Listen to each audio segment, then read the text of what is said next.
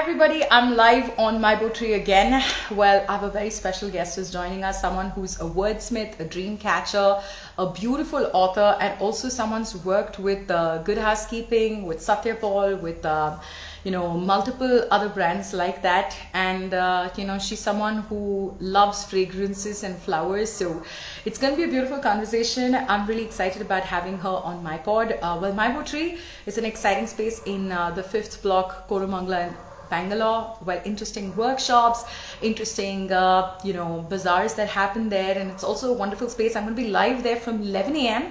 to 1 p.m. tomorrow with two amazing guests. But today I'm at home and I just want to welcome a very special guest. Okay, Jhelum Biswas Bose.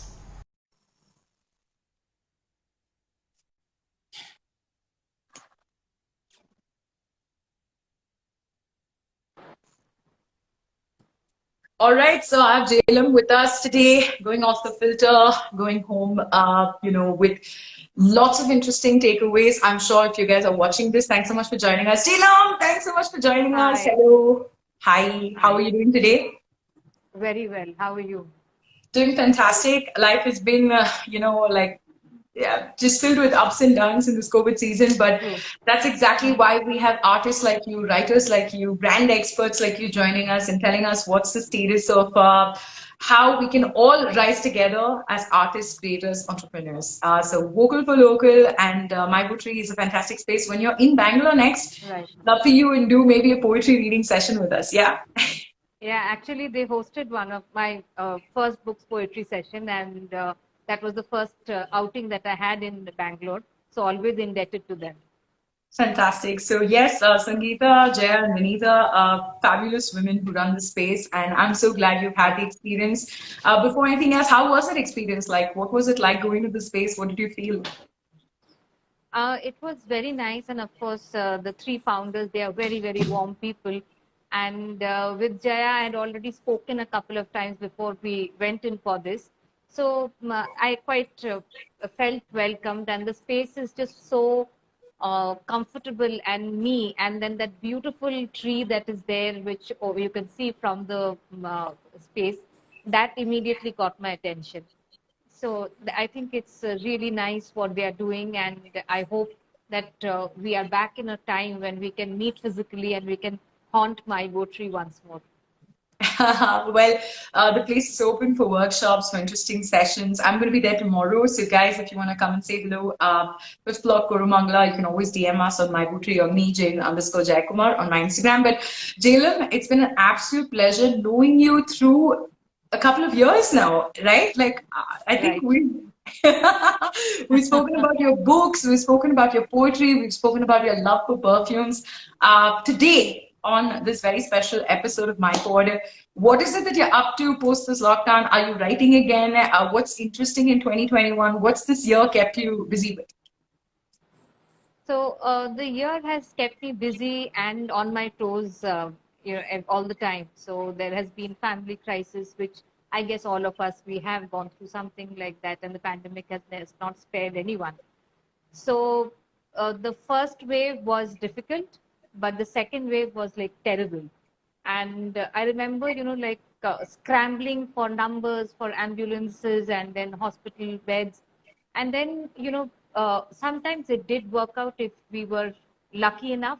And it was all about luck. It was random luck that helped people survive or move on. And but most of the time, we would come up with situations where right we went till right that point where we got that ICU bed, but the person, it moved on. It was just a few minutes difference, and that was very, very scary. And a simple sentence like "How are you?" To ask that, I would be fearful, and I didn't know what would the answer be from the other side. So, Sure. which is why from 6th of May, what I started doing, I started a little earlier, that I wouldn't ask somebody how you are, but just send a wish that I hope you have a better day, or I hope you have a good day. I'm there, if we can talk sometime.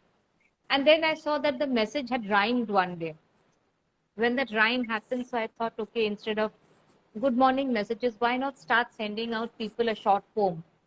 And I started doing that. Didn't think that I would do it every day. It's been 80 days that I have been doing it now, and I plan to do it for 111 days, which ends I'm on sure 24th of August.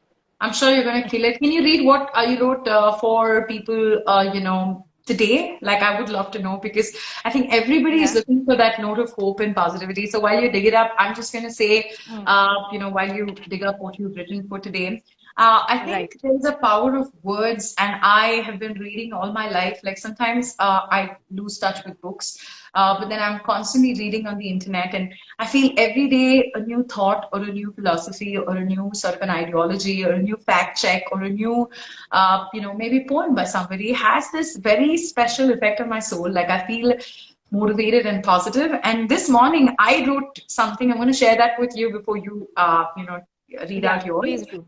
So, I wrote this for caption of a post that I put up because I'm always wearing new clothes and I'm trying to just keep myself up and about, get ready and get alive and awake.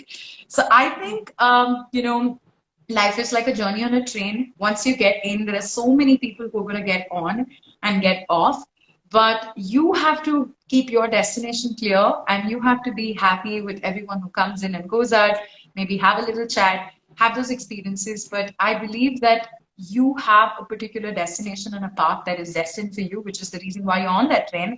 So you just got to be okay, let go and let in, but also be very clear about what it is that you want. I'm in that phase of my life where I'm True. trying to figure my stuff out. And I'm sure every artist, creator, and entrepreneur and corporate and everyone is really doing the same thing. Sangeeta says, look forward to it every day. Please don't stop. That's a shout out to you, by the way. And we'd love to have you back at My Boot Tree. So go ahead, read what you wrote for us today. Okay. So I am finding today's I haven't yet recorded it on my Word file. So I'll read out something else which I've written recently. Sure, sure. And let's just a minute, please. Are you in Delhi right now, though? No, I am in Calcutta. Oh, you're in the city of joy in your home town. Yes. Okay, so let me read about Calcutta. Sure. Yeah. And it's called Saudade. Saudade is a Portuguese word and it means nostalgia for a person or place far away. And Saudade also happens to be the title of a story of mine. And at the same time, it is also a poem and a perfume that I've made. So here is the poem on Saudade. A beautiful Portuguese word, saudade, that roughly means nostalgia, seems like a word coined especially to capture the essence of Calcutta. It takes me back to the rain-washed city of the yesteryears, creaking fans, crisp cotton dresses, slowly sticking to the skin, languid lunches that lulled you to sleep. Those were times when devouring mangoes was never a guilt or crime.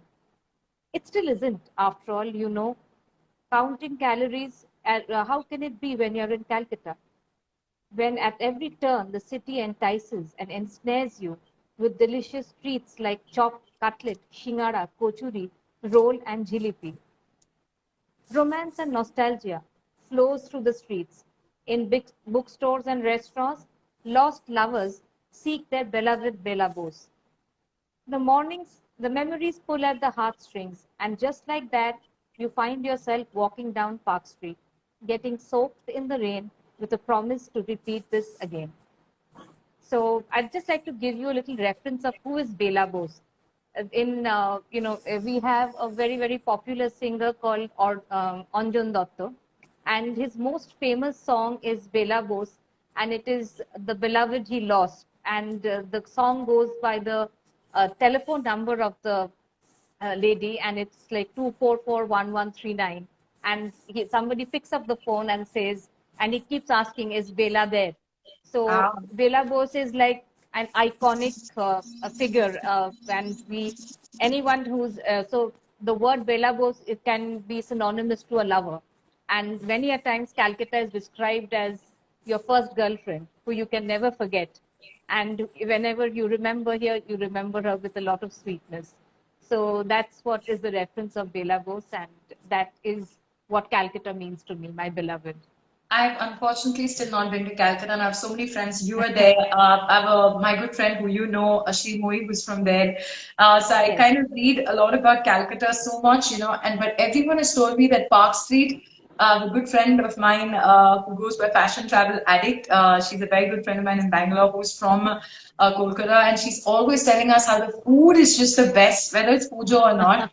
So, I mean, it's Yes. just wonderful to kind of have that sort of a memory associated with the city. And especially when you write like that, I was just listening to what you were saying, and the power of words as a poet, as a writer, is just insane. It's incredible. Like, you literally took me, I could feel it. I could feel the nostalgia. And sometimes I don't know if you associate nostalgia with melancholy, but I do because for me, anything that I'm nostalgic about, I'm a little sad about. I'm like, there's a twinge of, I wouldn't say regret, but there's a twinge of longingness. Does that happen to you as well? Is it more sad or is it more happy? How are you as a person when you think of nostalgia?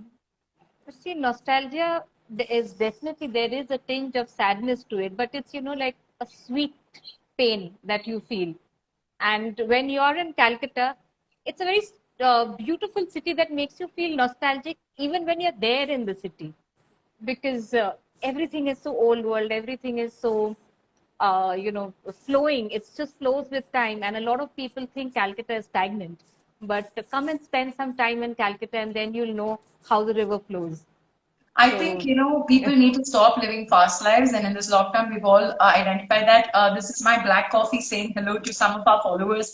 Anandita Madhuri, who's just saying hi. I don't know if it's Madhuri or hi. Madurai, but yeah, hello again. It's really happy to be catching you on this episode of my pod. We It is leave all the Madhu Rai. It is Madurai. Madhu Rai. Do you know Madurai? Yes, yes, yes. She's my friend. Her name is Madhu, and Rai is her title. Damn, like that's also a city in Tamil Nadu, which is Madurai. Yes, yes. So yeah, I got Yeah. confused. So Madurai, hi, Anandita, hi, and to everybody else who's going to watch this now and later, hi. But here's my next question. You're writing this. You're writing forever, and your books are always, timed, and it comes out right. Is there something that you're working on right now that is for publishing or release later this year or next year? So I intend to publish these poems which I'm writing, Writing. and so I'm publishing it on my own via Kindle KDP. And so we have just finished the book design, the cover design, and filing in all the poems that I'm writing. I'm yet to decide whether I want to put all the 111 in the book, or will I put a selection of them. But hopefully that should be ready to launch on 24th of August.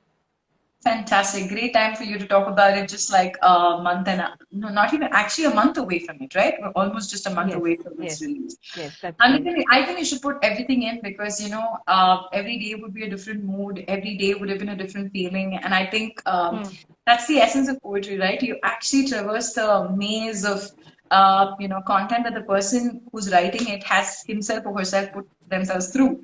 Right. I think you should put out everything, to be honest. Please do that. Yeah. Maybe I Uh, can divide it in 4 months: June, July, May, June, July, August. Yeah. So maybe that's what I could do. Absolutely. Yeah. Also, these months of COVID and finally numbers dropping across the country, people getting double vaccinated. As somebody who's not just been a writer and a poet, but also someone who's understood fragrances, and you have your own brand, which I've smelled, and everything smells foolproof because that's what it's called. I want to know, have you any nostalgic smells or fragrances of the last 2 years? I don't want to hear hospital beds because that makes me sad. But there has there been something that you associate your current smells with in order to uplift, or maybe somebody out there? Like I was just talking to a friend and she says certain fragrances in your house can really unlock like a good sort of a memory. I recently had a friend who lost his mother and aunt. And he was telling me, we can't just sit back. You have to think of the people who are left behind, like my father and my brother. And as a family, we need to soldier on. For people who've lost family, friends, self respect, love, whatever it is that they've lost in these 2 years and they're building it back, do you think there's any way that fragrances can play a part in sort of Yeah. rekindling that the good vibes? Is there a way to do it? Yeah. See, fragrances, they are sweet memories, and they are like a garment which you wear, but which is invisible. So, and it affects you in your mind, in the way you taste things, the way you behave. So, you react to fragrances, and hence there are fragrances which can uplift you. Technically, something which is as citrusy as neroli, orange, lemon. The moment you smell it, you feel happy. And then there are very floral fragrances which kind of calm you. For instance, lavender. Then there is geranium, and then also a little more lighter fragrance like cedar wood. These are very calming fragrances. So when you are burning within with a loss and a sense of anger, smelling something like a cedar wood really make you feel better. Then a lot of people, we have left our homes. It's just like lock now, and we are living in our hometowns, which is good. But at the same time, you want to feel rooted, and that's when a bit of patchouli can help. For me, a great discovery has been sandalwood essential oil. So throughout childhood, I could not tolerate a sandalwood smell, and it would give me a reaction. I would start sneezing. I had a cold. So, which is why my father, who loved sandalwood fragrances, he has stopped using it completely. And the talcum powder, which used to be sandalwood. But of late, I rediscovered Mysore sandalwood soap, and that I am told contains actual sandalwood oil, which is not adulterated. And I have started using that, and that smell is so beautiful that it leaves a nice fragrance in the washroom. My skin feels moist, and I can feel a faint smell through the day. And I started that, therefore, also using sandalwood essential oil. I dab a little bit on behind my 2 ears and on the chest. It makes a beautiful combination. So that has been my discovery, and I realized that the original pure sandalwood oil is not allergic. It's a synthetic thing that would give me that allergy. But the original one, I'm happy with it. My skin and my body, my emotions, they are happy with it. I see that you're absolutely glowing. I'm 100% sure it's also because you're at home. A Yes. combination of that. But once things are better, which city do you prefer to live in? What are you going to be doing? Have you thought about that? Because I see writers always choosing different places to base themselves out of. Suddenly in Bangalore, when we had that conversation with Jeffrey Archer, thanks to the Galleria Mall, at that time you were in Delhi. So you're in That's right. different cities. What do you think is a city that calls out your name? Like, call out my name. What would that city be? That would any day be Calcutta. So in a heartbeat, it would be that. But I believe in a philosophy, Buddhism, I believe in, and it says that wherever you find yourself, that's your place of mission. So right now, I am physically in Calcutta, but my interactions and my practice is in Bangalore. So I'm taking this as metaphorically, as physically, and as whichever way you want. So my mission is in these two cities, and that's what I'm trying to fulfill at my best, and trying to be happy so that I can be a source of happiness for myself and parents.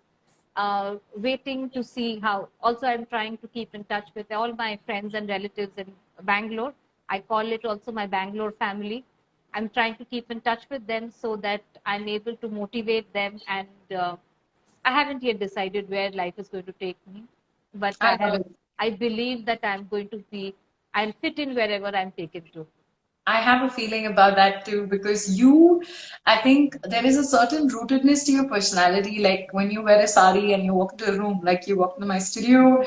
I think, I don't know, maybe before COVID, I think that's when we met last. There is that, Yeah. there is that sense of self which is very assured. To every woman out there, and man out there, and young adult out there, the world is changing really fast. Content online is like on Instagram, is on Clubhouse, there's so many new platforms. How do you think that, that feeling of self-assuredness and strength can be over the years accumulated? Do you have a story to tell of how you have assumed that position? Because my story, to be very short about it, is how I decided to move out of radio after 12 years and explore online content because I see the future there and I know that I have a good 20 years left in me to do some good work in this space. I think I spent my first 12 years on radio, and I think this COVID transition has brought me that sense of Yeah. self. What do you think was it for you as a writer, as a radio secondary creator yourself? Where did you get that? I guess it's something which I've learned over the years. So I come from a family which is a very traditional and a very old family in Calcutta. So we were known as the gun merchants of Calcutta, Mm-hmm. and many of my friends, they joke with me calling me Revolver Rani. But so I can't I have never been able to get a good shot with the even when you are, the balloons that you have in fairs, and you have to shoot it. I am very bad shooter. But I get, that tradition of living in a family uh, which is rooted with values, and Mm-hmm. there is a way that the Biswas family functions. That, Right. I think, has been the first grounding measure for me. And my parents are responsible for making me rooted, and the love that we have for our home, the comfort that my parents have created over the years, that wanted, I mean, it still makes me want to come back and be with them. So I guess that was my first sense of rootedness, and which is why when I went to JNU to do my masters, it was a complete uprooting myself and starting off anew. And once I sink my anchors in somewhere, it's very difficult for me to change. So I sunk my anchors in Delhi for 18 years. And then came the chance or opportunity to move to Bangalore. Today I say it's an opportunity, but I can't tell you how much I would have resisted it. But so what I have learned is that to be grounded and to be self assured, you don't need to run away from change. Rather, Sure. change makes you, it reinforces in you that wherever you are, if you know who you are, if you keep to your core, and if you keep to your core values, a lot has been inculcated by my practice. That, I think, has given me that sense of self assurance, and it takes time. I can't say that I was a person like this when I was 21, but at 41, I know what I am, and my life experience has brought me to where I think where I know what I want to do and who am I. So, and I do look at the mirror at times and ask myself, who do you really think you are? So that keeps me grounded. I think who you think you are is very, very important because sometimes we lose control of perspective, especially about the self, right? There's so much that we beat ourselves over and that we punish ourselves for. And slowly, I mean, as we grow Hmm. older, I think we realize that self-love is very important. It's not just a phrase, Right. but you got to feel it to be there. Next question here is, MyBootry and MyPod attempts to make this a platform for so many young content creators and entrepreneurs. You are a content creator and an entrepreneur because you're a writer, plus, you have your own range of fragrance products. So, and I've been constantly engaging with creators and entrepreneurs, even in my other gigs that I do, because I know Yeah. that these are the people who are going to strengthen the economy once again. We're going to get back to how we used to be, right? 2 years ago or even better. So your shout out to every creator first, and then like an artist or anybody who creates, and to an entrepreneur who makes money out of a new idea, whatever it is. What are your independent shout outs in terms of how to get out of this COVID situation in the best and the most optimal way possible? Because things have been tough for both of these, you know, Hmm. people. So for creators, I would say that, don't underestimate what you are creating. And if you have a passion for something, put it out there. Be prepared that there can be backlash. People might criticize. But if you know what you are doing, keep at it. It's going to be a tough journey.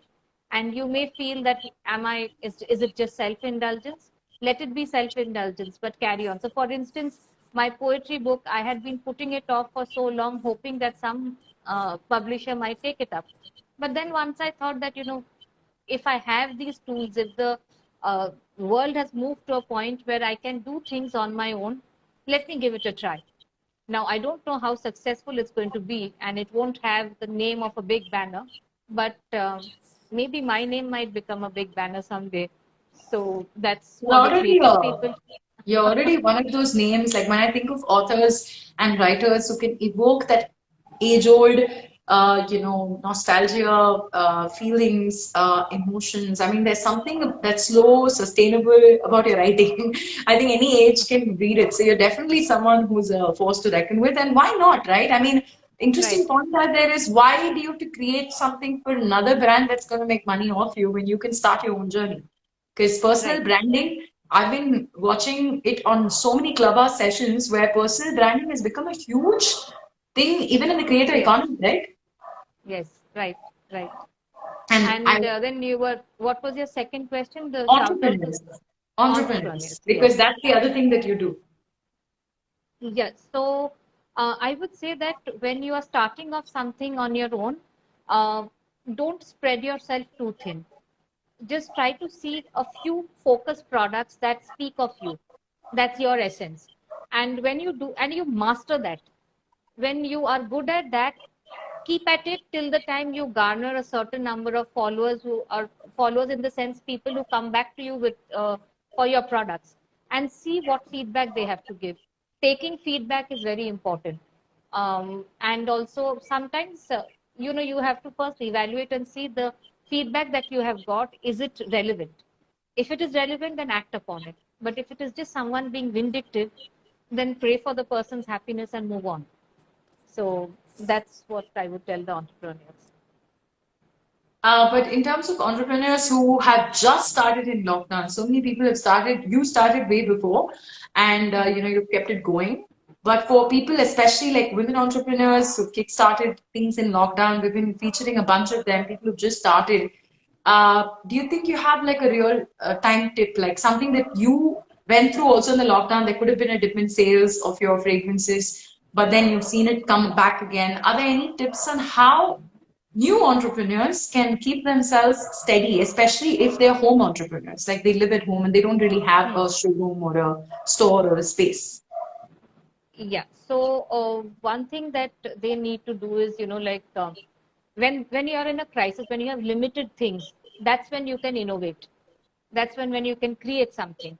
So even if you feel that your back is on the wall, that's the time when you will be able to create something which is breakthrough. So do that. Look out for what is you. Another thing which I keep telling is draw Venn diagrams. And so it can be about the various things that you are good at. And then the point, the area where all merges, see what are the words that are coming up, and see what is the profession on the work that is reflected with these words. So if you are, say, for instance, a good writer and a good, say, and a perfumer and a healer, these are the things that came up in my Venn diagram. And so, which is why I decided to become a flower psychometrist, which involves all of it: writing, healing with flowers, and dressing up with flowers. So, that is what flower psychometry is. And it has spread out in various ways in my life, where I am making products, where I'm talking, where I'm creating something, where I'm healing people. So, that's how it is. Find that Venn diagram, figure out which are your core strengths, and then try to map it to what you can do. And Very don't be interesting. demotivated. Fall 8, get up 9.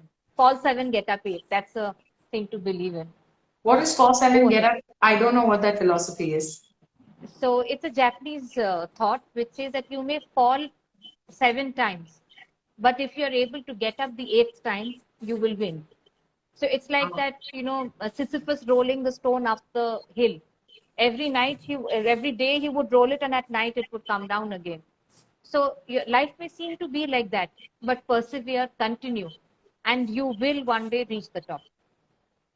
that's insane, man. Any real life examples of people who have inspired you in your journey of writing and entrepreneurship? Like, because you have worked with brands like Satya Paul, you have been with Good Housekeeping. Were you also with Vogue at some point in time?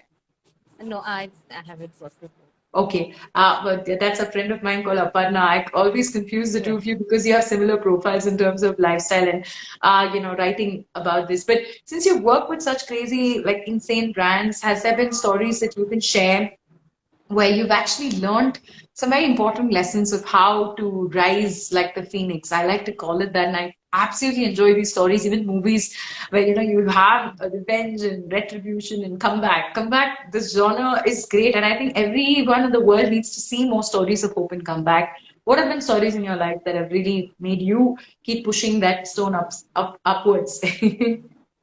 So it's been a mix of people who have been with me since childhood. So my from my father, I learned that even when you don't have anything, have the heart to give. My mother is a go-getter. So if she decides on something, she will do it, and she's a perfectionist. And she will never leave anything undone, no stone unturned. My Mamaji was a person who always motivated me. He had told me once that you are you realize that you're above normal in your class and above average in your class. So if the general people, the average people are doing something for themselves, then why would you, who's above average, not only do something for yourself, but also help others in the process? So those advice things they kept, they were with me. And then one of in my industry, in the beauty industry, as a journalist, the person who has been of immense and most help is Sujata Asuman. She was the launch editor of Harper's Bazaar, and I was very lucky to have worked with her for 3.5 years when I was in Harper's Bazaar, and later on in Satyapal. So Sujata had, like, she's literally taken me by my hand and introduced me to this industry and watched over me like a mother hen, and always encouraged me to do things that I have to do. So Sujata is definitely a person who I'm indebted to. And I have also, the practice which I follow of Buddhism, which I keep saying because it's so much a part of me, that it always teaches that start anew. And if there is an obstacle, see it as an opportunity. So those are things that I have learned. And if you see, my career has also been very, varied. First I was a journalist, then I was a marketer, and then an entrepreneur, and then a healer. So again, see where you are moving towards. And with everything, there is a time limit to everything. When one ends, look out for what to begin. It may seem challenging, but that's where your new beginning starts. So that's what it has been, that with every phase of my life, I started once again. That's insane, man. I mean, the fact that you're talking about how you kind of transitioned even before COVID, I'm talking about across the years. And it's even interesting to note that, having worked for Harper's Bazaar and then for Satyapal, and then I feel there's a continuity in your journey in some way because you've understood as a journalist what beauty means. And, beauty is transcendental. It kind of does change and evolve and it has different meanings. But since you were in that industry, it's very easy to kind of start something in that same industry, to be an entrepreneur in that industry, right? I mean, I guess you understand beauty better. Is that a tip that you want to give to people who are entrepreneurs, like to see where their core strengths are and kind of focus on that? Yes. So beauty is something which has been in my DNA, I can say. My mother, she's a esthetician and she has a salon which is more than 35 years old. So for me, going down to and the salon is in the house. So going down for a hair wash and then a blow dry and then going to college, it was not something fancy. It's just that something which I did, which I guess many of my, contemporaries would think that she's just too much of, airheaded. And sometimes people thought I was a bimbet. Even I heard that from teachers that, what will you do in your life? You will just dance and flutter around like a butterfly. So So, and that I think is what I have been able to change the way people look at beauty. One is that if you have a salon, if you are going down to the salon every day, and I studied in the salon because my mother's office was there. So every day I studied there when I came back from school. So it's been a space which is my own. And I have shown people that when you are surrounded by that, you no longer crave for it. Then after that, when I chose to write beauty, when I became a beauty writer and then eventually a beauty editor, I had people questioning me, is beauty even a beat? So I was like, yeah. And then when I started my website, which was on beauty therapy, I called it Beauty Beats. So that people get to know that, yes, there is a lot to beauty other than being seen as a social butterfly. So Absolutely. I think yeah. you're way ahead of your curve because if you look at what is some of the biggest trends online, Kylie Jenner is a billionaire out of just the makeup and cosmetic industry. I mean, today, what you're talking about is super relevant. So I really think that your mother and you were way ahead of your time. Because if you look at young people today, like under 25, 18, 16, 15, beauty has been accepted by not just women and men, not just women, but also by men and by the LGBTQIA plus community. So today, makeup is no longer considered extra. Going to the salon and getting a blow dry is not extra. So the fact that you come from a background which had it like in your genes is just a great reflection of what is happening today. I mean, today it doesn't even matter how you look, but how you present yourself when you go to an interview, when you're creating content, when you're talking to somebody new, when you're at a bar, when you're interacting with friends, when you're on social media. It's a major part of people's lives. So does that make you Right. feel like you've always been in the right industry now, even though it was kind of like questioned earlier on in your life? I'm absolutely in the right place. And that's something which I was confident about from the very beginning. I knew where I had to be.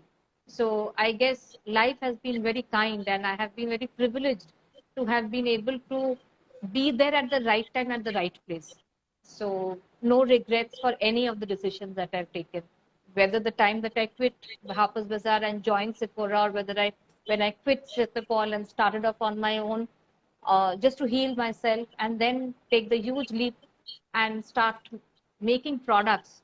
So I think I have been, as I said, that I have never regretted my choices. And in this entire process, you've been writing all through. I think you're a woman of multiple talents, and I love what you read. When you read out anything that you've written, love the fact that you put out books out there. There's a certain aesthetic to you because you've been a beauty editor, and your fragrances smell pretty amazing. Is there any new fragrance that you're working on, and how has the fragrance industry, especially in the homemade fragrance industry, blown up during this time? What's been your experience there? So see, there are lots of people who come up with a lot of fragrances, and I have taken a back seat when it comes to just making fragrances. Rather, I'm concentrating more on skin and hair care products. So because what happens is that people are looking for something which is going to be like a smell that hits them all the time, and you cannot have a fragrance like that without any synthetic ingredient to bind it. And so I have tried to put other, but it completely destroys the delicateness of Original, the fragrance. right? And which is why I feel that my fragrances need a little more time to be acceptable, because it's not going to be something that is surrounding you all the time. And people also need to get sensitized to using original essential oils and understand that an essential oil is not just about, like, look at the way you use a diffuser at home. Everybody puts in lemongrass or citronella and then it's burning through the day. By doing that, you are harming you're killing your sense of smell in many ways. That harsh fragrance all the time can be, can affect you in various ways, which we don't realize now. But if you light a candle 2 hours in the morning and 2 hours in the evening with something as simple as maybe the eucalyptus oil, or what works very well is bergamot or cinnamon, that is enough to give that space a nice aura. And it may, and like sometimes spaces acquire a fragrance. You just step in and may not be able to pinpoint that there is something, this is the fragrance, but it becomes a part of your identity. So wearing essential oil based fragrances will take time for people. So which is why I'm going slow. If somebody wants something to be customized for them, I'm open to that. But the others, I think I'll wait for it. And skin and hair care is such an important part of everybody's regimen today. What do Yeah. you think keeps the glow alive? Because your hair is like still like shining today, your skin is like glowing. Any particular essential oils, hair care, and skincare regimen that you'd like to recommend, and maybe they can get in touch with you to get it. But things that you do on a day-to-day basis. What's your ritual like? So earlier, I've changed a lot of things as I have started the brand. There was a time when I would wash my hair twice a day. So I stopped that, and I give about 2 to 3 days break in between between two hair washes. I've been able to do that with this particular spray that I have. It's called Strand Aid, which works like a dry shampoo, and at the same time, it helps reduce dandruff and skin, sensitivity of the scalp. So that extends the hair wash for me. There is another product that I use. It's like a multi-purpose product. It's a face oil called Elixir, but I use it to clean my makeup. So I dab the oil on my face and then with water I remove it. After I've removed it with water, again I take a drop of the oil and I massage that on my skin so that it works as a moisturizer. Elixir, I also use it after a hair wash. I take 2 to 3 drops of elixir and just rub it down the strands, which I feel works much better than any hair serum. So what is So, in elixir? It sounds like a serum, but it sounds very natural. What is in it? so it's a mix of carrier oils and essential oils. It's primarily lavender, tea tree, geranium. So lavender is a multi-purpose all-rounder, which is great for healing. Tea tree is also a great antiseptic. So together they make a great combination, and it is on a base of olive oil. So it seeps in very easily, and it's all you need is just a drop of 3 to 4 drops for your face, and again 2 to 3 drops for your hair length as mine. So that's, I think these are two products which I would recommend to people, Where do you and retail I all use your them. products, like your skin serums, hair serums, fragrances, whatever it is? Where is it on? So it's available on my website called jailamloves.com. And otherwise, people can reach out to me directly. They can send me a DM on my Instagram, and I'll be happy to help them out. Plus, they can also contact me on my number, which is 9811261250. So Fantastic, man. I really like it that whether it's through WhatsApp or Instagram, home entrepreneurs today have so many like referral cases, like word of mouth. Like I get all my skin and hair needs sorted by this brand called Swaskin, which is local in Bangalore. She doesn't use anything synthetic in any of her skin or hair care products. And the whole point is, I think somebody recommended it to me, and then I recommended it to 5 other people. And that's exactly what you're doing as well. I think home-based entrepreneurs really look for a word of mouth sort of right. strategy, right? Is that how it works? That's how it works, really, because and there is one particular person who I know. She loves the product so much that she speaks to even strangers about it, and she has brought in about 10 clients for me. So and it's just that, and she just goes out of her way to do that, and I feel so warm and loved that when somebody does that for you. And it's not that I knew her from before. It's just something she's been doing because she just loved the product so much. And that's what it is, because unless you try it and you use it, what we call actual proof, if you don't see the actual proof happening, it's not going to sell. So a medicine is effective only when it shows some betterment. But so no matter how much I say that the apple is sweet, the apple is sweet, the apple is sweet, until people use it and they find it sweet, it's not going to work. So yes, of Absolutely. course, the advertisement and the marketing, all of it goes in. But what really matters is what goes into that bottle and Fantastic. how So that what works on people.